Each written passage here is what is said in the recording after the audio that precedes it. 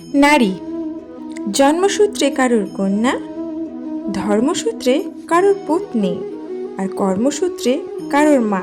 আর এই ছবি আঁকা রয়েছে আমাদের মনে। একটা অতুলনীয় ভূমিকা রয়েছে নারীদের আমাদের জীবনে, আর নারী ছাড়া আমরা কিছুই নই।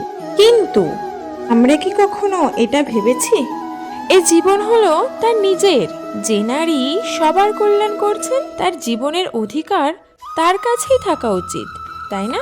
তার নিজের জীবনের সিদ্ধান্ত সে নিজেই নিতে পারে, নিজেই নিজের ভাগ্যের রচয়িতা হতে পারেন।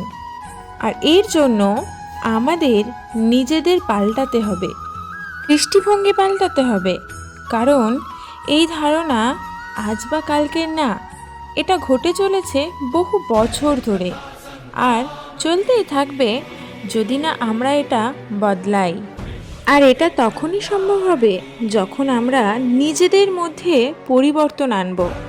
তাই আজকের পর থেকে, এই মুহূর্ত থেকে, কোনো নারীর ওপর অকারণ অধিকার স্থাপনের আগে সহস্রবার ভেবে দেখবেন।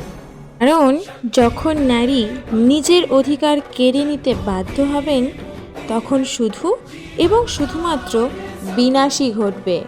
তখন মহান ভারত পরিণত হবে